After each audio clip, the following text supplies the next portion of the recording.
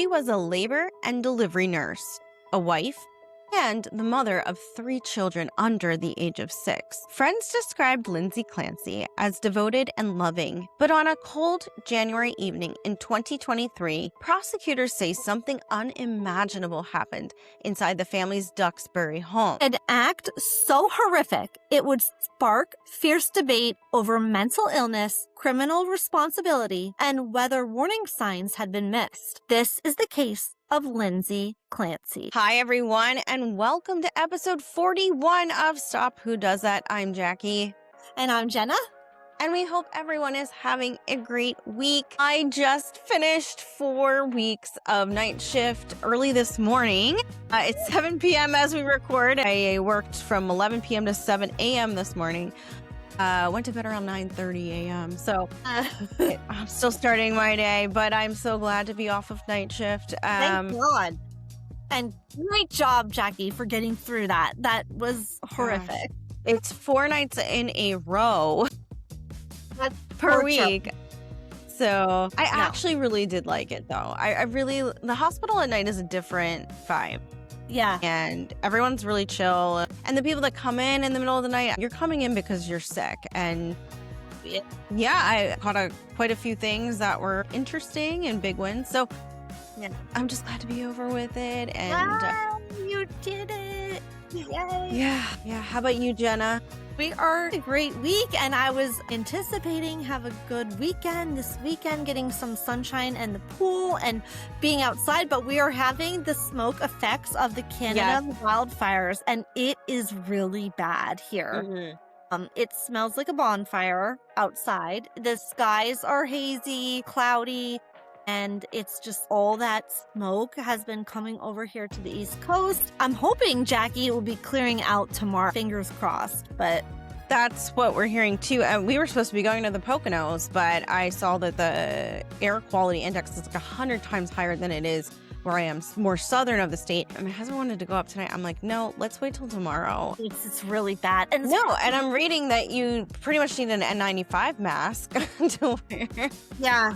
And driving up, it's so hazy and all that smoke. So driving up there at night is just not a good idea. So good thing you'll go tomorrow. Yeah. And so we just also want to thank all of our listeners and supporters, and we want to just remind everyone to give us a 5-star rating and review on Apple Podcasts. That would be awesome. So if you have a moment, please do that, and also check out our Fourth Wall store. The beach towels are back in stock. I have one and I use it every time I go to the pool and get a lot of compliments on it. So there's many weeks of summer left. So try to grab one if you can. And yes. And again, I just want to put it out there. We do not make any money off of this podcast. Okay. So the merch is just for brand recognition, to get more listeners. So that way, again, we have a network of people to support our victims' families. And when we report a story to you that's an active case, we need the public's help in getting that out there. Yeah. And this case, Jackie, we usually give a shout out to whoever recommended the case, but in this case, it is going to be a shout out to you and I, because we both picked this case because the trial is set to begin on Monday. So we both mutually have been wanting to do this case for some time, and we thought, what better time than right before the trial comes out? So I kept seeing it pop up on my social media. I would see this photo of a woman in a wheelchair looking very solemn, almost solemn, zombie-like. And the headline is she killed her children, which I tend to not want to click on for obvious reasons. So I was like, well, we probably should dig into this a little further. So if you guys have been kind of hearing rumblings about it, but not quite sure what's going on, we're going to dive in. Just want to give you a little trigger warning. This does deal with postpartum depression, and it is upsetting to listen to, but we're not going to go into graphic detail. No, we're not going to go into graphic detail. So And we will give you a warning when we're about to talk about that part if you want to skip ahead, because Jackie and I have a hard time listening to these things too. But this case is very controversial with everything that went into it and the medical aspect. So there's a lot more to this case than just that. portion. Right. And if you haven't listened to our episode about Richard Griest and how it works when someone is found not guilty by reason of insanity for mental health reasons, revisit that one either after this episode. Listen to that one if you haven't already, and do a comparison and contrast here, because there's some things that I feel like we should consider from that case with this case. So yep, we will get into it. Let's get into it. Yeah. In the affluent seaside town of Duxbury, Massachusetts, Lindsay and Patrick Clancy were building the life they had always dreamed of. They were married, successful, and raising 3 children under the age of 6. This couple seemed to have everything. Friends and family described Lindsay as a devoted mother and nurse, but after the birth of the couple's youngest son in 2022, those closest to her noticed that something wasn't quite right. As concerns about her mental health grew, no one could have imagined the tragedy that would unfold just months later. This is the case of Lindsay Clancy. The Duxbury mother accused of killing her children back in 2023 made a rare in-person court appearance. Lindsay Clancy goes on trial next month, and lawyers on both sides today argued what evidence could go before jurors. Boston 25 News reporter Bob Ward is in Plymouth. The trial of Lindsay Clancy is now just a little over a month away. Final legal issues are now being settled. But now her defense attorney is saying that Lindsay Clancy herself may excuse herself from the trial during graphic testimony. Lindsay Clancy sat without emotion in her wheelchair during this pretrial hearing. She's charged with first-degree murder for the strangulation deaths of her 3 young children in their Duxbury home in January 2023. Clancy's lawyer is mounting what in essence is an insanity defense. It's expected he'll try to convince a jury that Clancy was not criminally responsible, that she was over-medicated in treatment for postpartum psychosis. Now, a judge has ruled that prosecutors can show autopsy photos of the children to the jury. Defense attorney Kevin Reddington said when that happens, he would like Lindsay Clancy to be excused from the courtroom. From a human nature standpoint, I wouldn't want anyone to have to be in there to look at gruesome photographs of little babies slaughtered and cut up and butchered and autopsy photographs. No. But that's what they want to do. So that's part of a trial. We'll make a decision if she's going to have to sit there through it. Okay. Lindsay Marie Musgrove was born on August 11th, 1990, and grew up in Wallingford, Connecticut. From an early age, she excelled academically, eventually completing an accelerated nursing program through Massachusetts General Hospital. Nursing quickly became more than just a career for Lindsay. She spent 9 years working as a labor and delivery nurse at Massachusetts General Hospital, a profession she was deeply passionate about. Friends and colleagues described her as dedicated to both her patients and her work. In December 2016, Lindsay married Patrick Clancy, and together the couple settled in Duxbury, Massachusetts. Over the next several years, they welcomed 3 children to their family. Daughter Cora, born in December 2017, son Dawson, born in September 2019, and their youngest son, Callan, in May 2022. To those around them, the Clancys appeared to have built a happy life.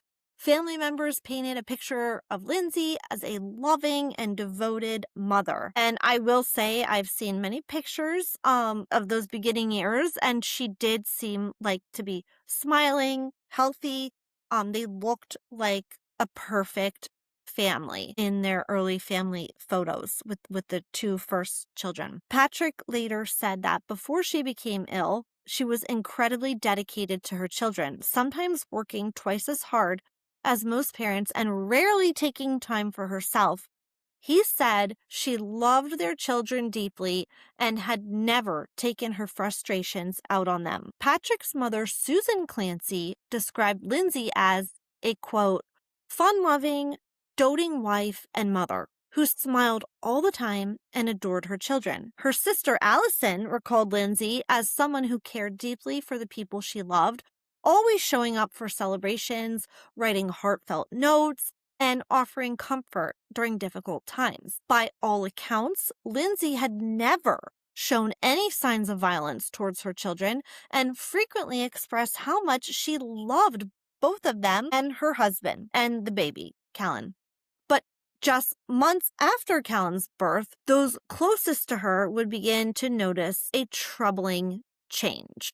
Okay. Although Lindsay's first pregnancy with daughter Cora was largely uneventful, she did experience anxiety after an abnormal ultrasound finding, which ultimately resolved. Following Cora's birth, she dealt with some postpartum anxiety but was able to return to work part-time and breastfed for a year without major issues. After the birth of her second child, Dawson, in September 2019, family members noticed a different pattern. According to Patrick Clancy, Lindsay initially seemed unusually energetic and euphoric even. He later described periods of what he believed to be manic behavior, saying she became intensely focused on simplifying her life and obsessively cleaning and discarding possessions. Lindsay herself reportedly said she felt amazingly on top of things, while experiencing racing thoughts and a constant need to stay active. A few months later, the anxiety returned. She was offered the antidepressant Zoloft by a psychiatrist, but according to court filings, she declined this because she was concerned about breastfeeding. Instead, her symptoms improved with therapy, exercise, meditation, and maintaining a healthy diet. Those episodes would later become a major focus of the defense. Experts retained by Lindsay's attorneys argued that the symptoms she experienced after Dawson's birth,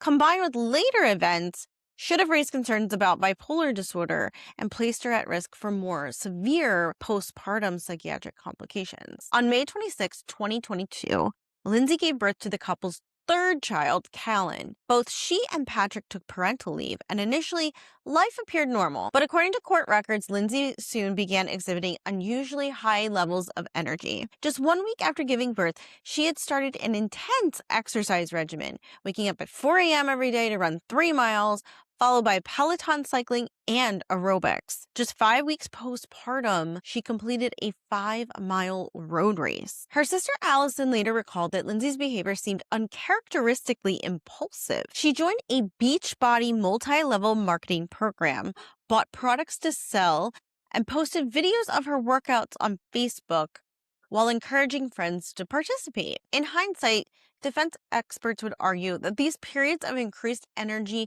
and activity represented hypomanic episodes, warning signs that they believed should have prompted doctors to investigate the possibility of bipolar disorder. Prosecutors, however, have disputed many of the defense's claims regarding her psychiatric condition, making her mental state one of the central issues of this case. I just want to say that 1 week after birth, running 3 miles a day is literally incomprehensible. I can't, that's just not typical. Yeah, and I wanted to point out too, hypomania is something that's like a little hard to understand. A full-blown like manic episode would be someone going out uncharacteristically, like blowing large amounts of money, buying large items like a car, and abruptly selling their house and saying, I'm going to move to Florida because I'm going to be living in this expensive community, and having like thoughts about themselves that are just grandiose and things like that. Or they're not performing well at work. They're losing their life is just kind of crumbling in a lot of ways, financially, socially, what have you. Yeah, almost like they're just focusing on like a thing they can control. Right. And they can't, yeah. So that's a full-blown manic attack. Hypomania is a little bit less like that. It's like increased energy like she's having here. She's just like, I gotta work out. I gotta work out. I gotta work out. I'm gonna do like 20 different workouts. Unbelievable. Right. Yeah. Or it could be you're buying a lot of clothes, but not to the point where you're draining your bank account and you're losing your house over it, or going into large amounts of debt. It could be you're doing all these things at once that even people are kind of noticing. That seems like a really chaotic life. It's like, and you're not hurting anyone. It's like going to extremes. Right. And then maybe 2 weeks later, you quit all of that. You're bored. You're laying in bed all day. and doing nothing. So that would be an example of like bipolar with hypomania, not so much a full-blown manic episode. So having a full-blown manic episode is what differentiates like bipolar 1 from bipolar 2. So yeah, it can be hard to understand, like, because when we think bipolar, you think you're doing things that are very grandiose and high risk. Whereas the hypomania can maybe blur the lines, but it's going between those two moods. It was enough that her family and friends noticed it. It stood out to them. Right, like, where are you getting all this energy from all of a sudden? And she's not sleeping. That's usually a key, like, red flag for bipolar is that somebody's not sleeping all of a sudden. Yeah. So, yeah, it does seem like perhaps, like, postpartum, her hormones are a mess. She's having all these racing thoughts, high energy. So, yeah, I think there was definitely something going on from having babies. So, I mean, she didn't really have much time off in between the pregnancies. No.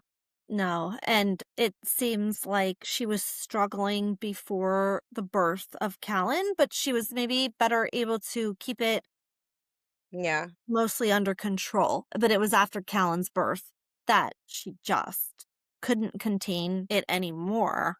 Which, in about 3 months after giving birth to Callan, Lindsay's mood reportedly changed dramatically. According to court filings, the energy and activity she had experienced in the weeks after delivery gave way to crippling anxiety and depression, like we just mentioned. She was in a depressed state.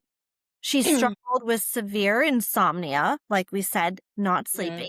Often sleeping, Jackie, only 3 hours a night. Wow. And to have a newborn and 2 other young children and only getting 3 hours of sleep a night, I think we've all been there and can attest to feeling that zombie-like feeling from lack of sleep. It's a struggle to get through the day. And if she's getting only 3 hours of sleep, not just once, but every night, that's going to build up. And it's feeling exhausted, unmotivated, and weighed down by even basic tasks like showering or getting dressed. Her parents traveled actually from out of state to help care for the children during this time. So she went from this very manic state where she's running, she's working out, she's doing races, to this other state of anxiety, depression, insomnia, exhaustion, back to back. And remember, 5 weeks after she gave birth, she was running a marathon. So that's about a month or so. And now 3 months into it, she's now just on the opposite end of the spectrum. So her parents come to take care of the children. Recognizing that something was seriously wrong, Lindsay herself sought psychiatric help. In September of 2022, she scheduled an appointment with psychiatrist Dr. Jennifer Tufts. During that first visit, her score on the Edinburgh postnatal depression scale indicated severe postpartum depression. Although she was hesitant to take medication because she was breastfeeding, she eventually began taking Zoloft in mid-October. So she went to the doctor in September. She decided to try the medication in mid-October. But according to court records, her symptoms only worsened. And by November, a month after she started taking the Zoloft, she was suffering from extreme insomnia, even worse than she was before. 3 hours a night, now it's even worse. She took herself to the emergency room at South Shore Hospital seeking help. She reported anxiety, heart palpitations, and inability to sleep. She was prescribed trazodone, but it didn't provide relief. Over the following weeks, Lindsay's medications were repeatedly adjusted. Prozac was prescribed, but quickly discontinued after she reported worsening insomnia. This poor woman has been dealing with this insomnia since it seems like August, like this summer. It's months. Can you imagine months of getting 2 to 3 hours of sleep and trying to take care of 3 young children? I mean, yeah. I mean, I felt like I was drunk after coming off of a night shift from being tired. I mean, if I get 4 to 5 hours of sleep, sometimes I wake up very groggy and out of it one night. I mean, imagine months worth of 2 to 3 hours of sleep. taking care of the children and all her household duties on top of that. So then Prozac was prescribed. It made the insomnia even worse. So she was then prescribed Ambien, Remeron, and Klonopin. All of that. According to the defense, after taking Remeron, Lindsay began experiencing feelings of disassociation. She reportedly felt detached from reality, confused, forgetful, and unable to trust her own perceptions. This is getting bad now. This is getting very bad. So now, in addition to the insomnia, she is feeling disassociation and detached from reality. So this is not going in a good direction. Family members said later she openly communicated how badly she was struggling. She told loved ones that she felt, quote, emotionless and like a zombie. In early December 2022, frightened by hallucinations and suicidal thoughts, she called a suicide hotline seeking help. A crisis clinician evaluated her the next day, but because she reportedly did not have a specific plan to harm herself, she was not admitted for inpatient treatment. And Jackie and I just talked about this offline, and Jackie knows from the hospital. They ask you if you have a plan. If you say, no, not really, they won't admit you. You almost have to have a plan in your head of how you are going to unalive yourself. That seems like the only way you will get admitted. And because she didn't have one, there was no admission for her. Lindsay also confided to both her husband and her mother that she was experiencing thoughts of harming the children. This is at the end of 2022. This is December 2022. The defense alleges she was suffering from psychosis, paranoid delusions, including fears that others could hear her thoughts and that she would be institutionalized and lose custody of her children. In December 2022, Lindsay enrolled in the Women's and Infants Hospital Day Program in Providence, Rhode Island. According to the defense, despite her elevated depression scores, physicians there diagnosed postpartum depression and did not diagnose bipolar disorder. Later, Lindsay would spend 5 days at McLean Hospital before being discharged on January 5th, 2023. By early January, just weeks before the tragedy that would shock the nation, Lindsay had seen multiple providers, tried numerous medications, visited emergency rooms, called a suicide hotline, and participated in specialized treatment programs, all in an effort to understand what was happening to her. Yet questions about her diagnosis, her medications, and the severity of her mental illness would ultimately become central to the case against her. I mean, all I'm hearing is a woman screaming for help. It's taking the steps to get help. I mean, calling a suicide hotline. Admitting herself several times. Yeah. Yeah, and she was in a day program, which is an outpatient intensive For 5 treatment. days. Yeah. So, I mean, she took all the steps. And she also verbalized to her husband and mother she was having thoughts of harming the children. I don't want to like put any blame on the husband or mother, but I feel like if she was saying that, what like did they notify her doctors? why were they leaving her alone with the children? For a woman to say that about their own children, something is severely wrong. And she tried to get her own help. And I just feel like besides the medical system, her husband and mother, what were they doing to help her?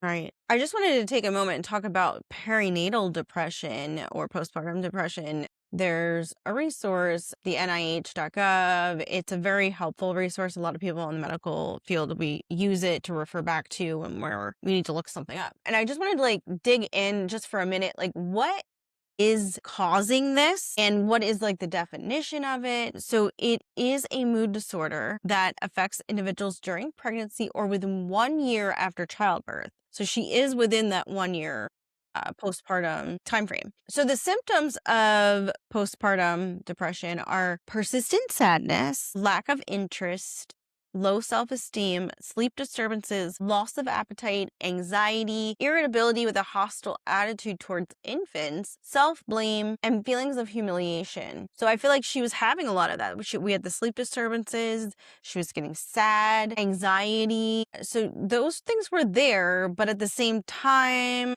It sounds like they weren't quite sure if it was bipolar either, and I I feel think like it that's was where the defense is both. going. Yeah, I Yeah. think it was both things, which compounded it even worse. Yeah. Now, there is something called maternity blues, which is a very mild, transient, depressive state that's only there during the first weeks or days after delivery. And that would be very similar. You're tearful, you're crying a lot, mood swings, irritability, but it doesn't last very long. Yeah, it's more really like a hormonal thing. Right.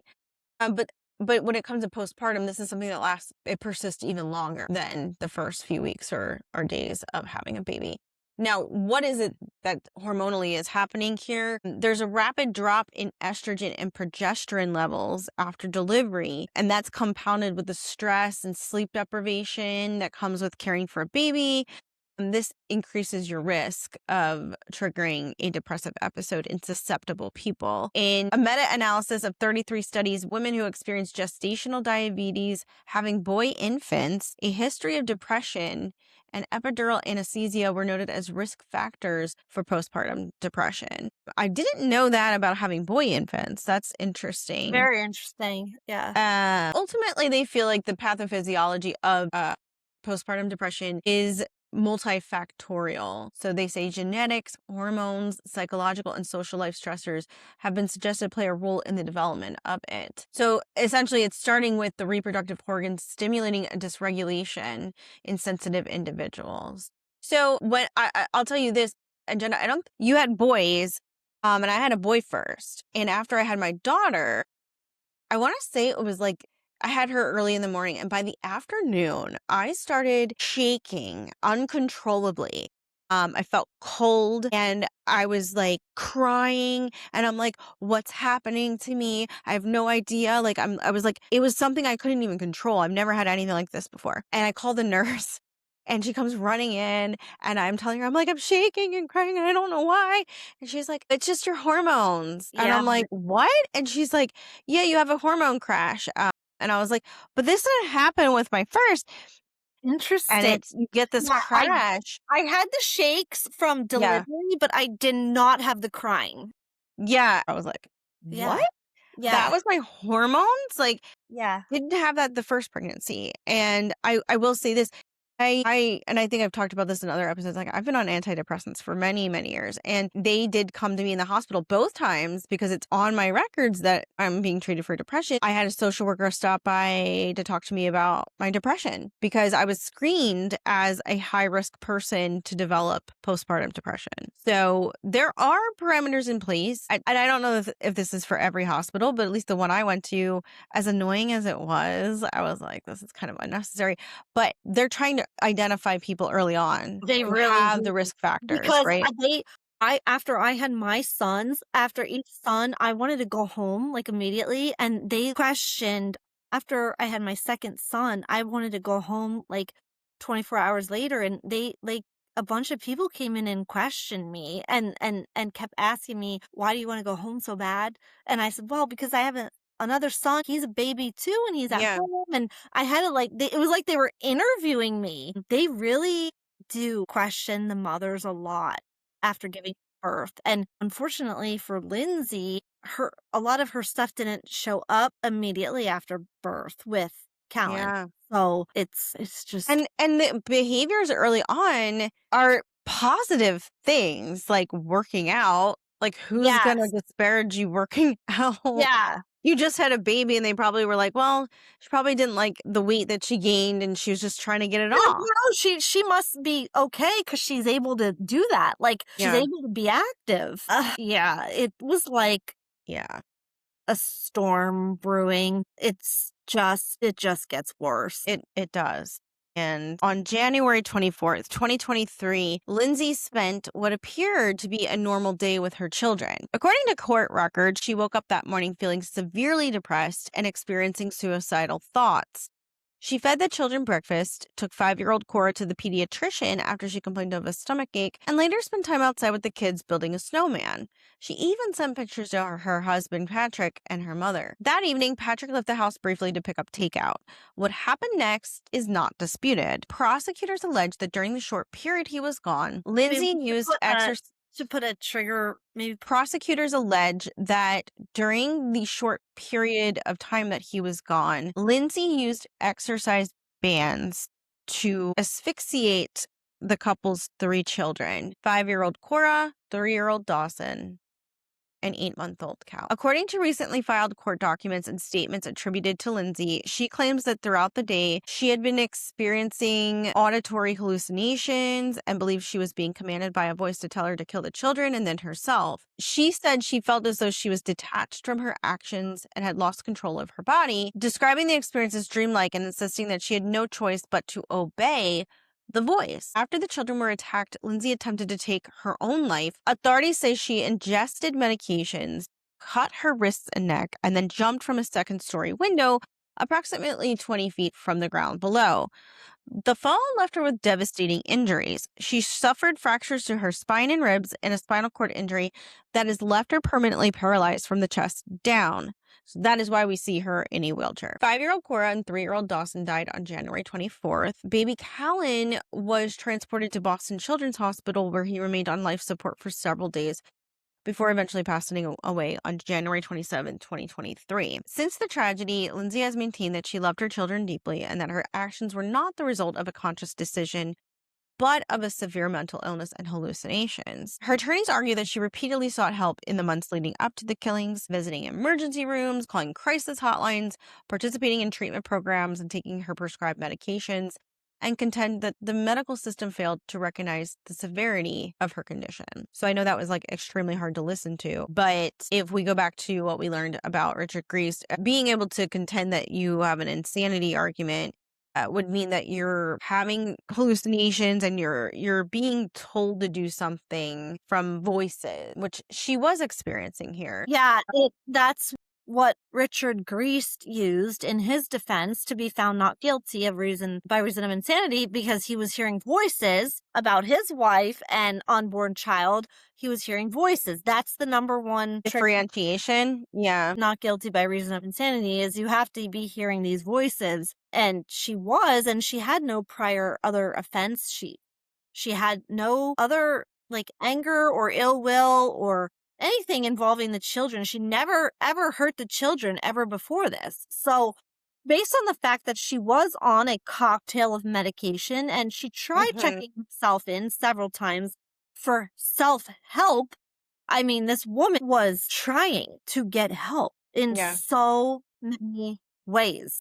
I feel like if just one person was doing their job or listening, this could have been prevented. Yeah, and I just want to take you in to some photos of the house that she jumped out of. I mean, it wasn't that high up. No. So it's kind of odd it's kind of odd that she had the injuries that she did. I don't know. I wonder if it's because she landed weird because she was on drugs and she just it's not high at all. Yeah, see, it almost here's the thing. It looks like a 1st-story home on the outside. It's like a Cape Cod. Yeah, when you look at from the back, there is a 2nd story there.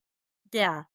So she probably jumped out of one of those, or maybe jumped off the roof here and land. I mean, I guess if you fall the wrong way. But especially, Jackie, if there was snow on the ground, I mean, it was January in Massachusetts, and it said they just built a snowman that day. And we know from Pennsylvania, to build a snowman, you have to have a significant amount of snow. So you have to imagine that it wasn't just the grass. It was probably up much higher because of the snow. So I just don't see how that fall. She must have jumped very weirdly out the window to land a certain way. Here's their house. It's a beautiful home. Yeah. He recently sold it and moved to New York, it sounds like. Yeah. I mean, I can't imagine he can't go back to that house. But look how happy she looked here. Yes, compared to who we see in the wheelchair. Yeah. It is a stark difference. Yeah, that's the photo I saw too. She looks like she has light in her eyes.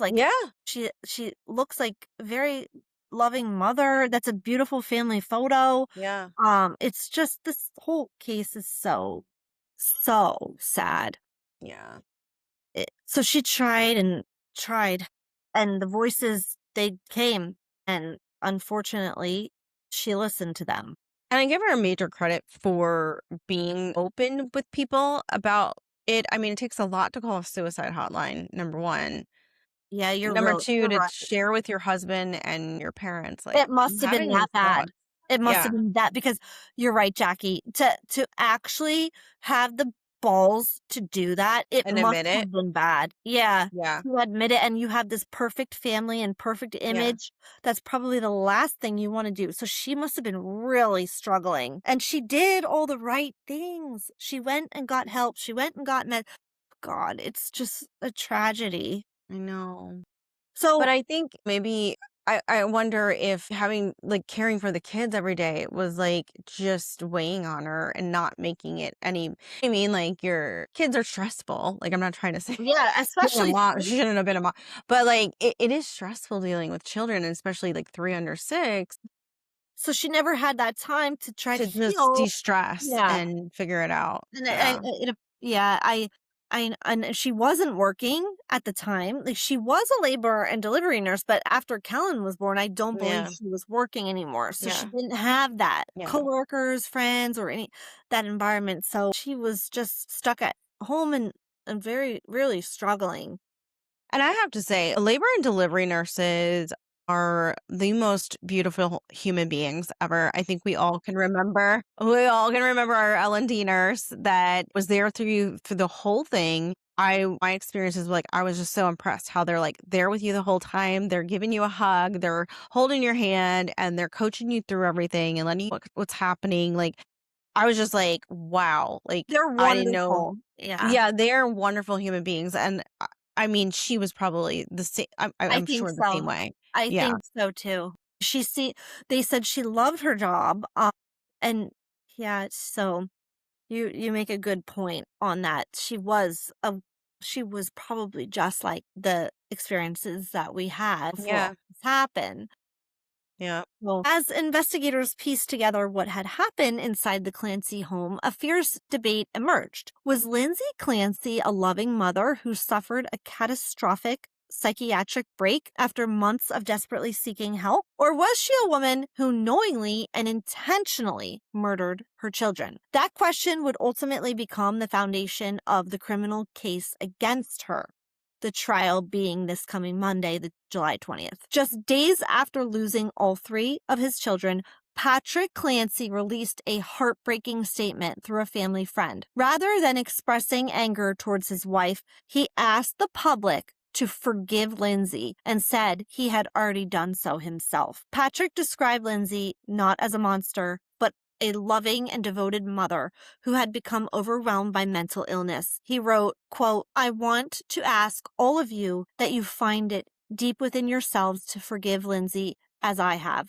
The real Lindsay was generously loving and caring towards everyone. Me, our children, family, friends, and her patients." He said that before her condition deteriorated, Lindsay had been the very best thing that had ever happened to me. And he called her the best mother in the world. That is so heartbreaking. That is like for him to say those things about her, I can't imagine what he's going through yeah, losing his children. And to say that, I mean, it really does point to the medication changing her entire personality, because he lived with her, he knew her, and she wasn't yeah. this way. Right. On February 7th, 2023, a Norfolk County grand jury indicted Lindsay Clancy on 9 charges.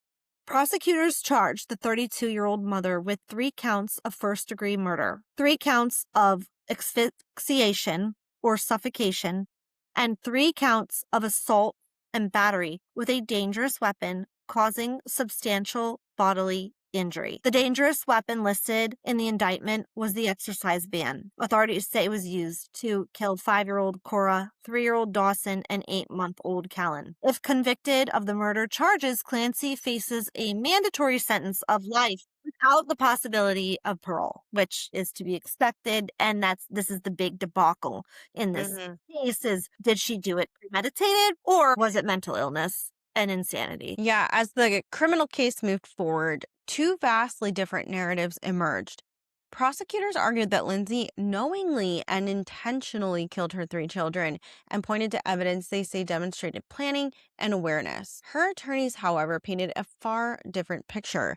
They argued that Lindsay was suffering from severe postpartum psychosis, exasperated by medications, and an undiagnosed bipolar disorder, and that despite repeatedly seeking help, her deteriorating mental state went unrecognized. And this is where Lindsay's case gets really split, because the prosecution is saying she knew what she was doing, as well as consciousness of guilt, according to the following items. So the takeout order.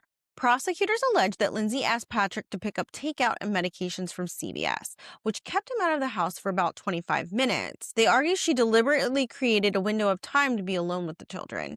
The defense counters that she had expressed throughout the day that she did not want to be alone and was struggling mentally. Second, her Google searches.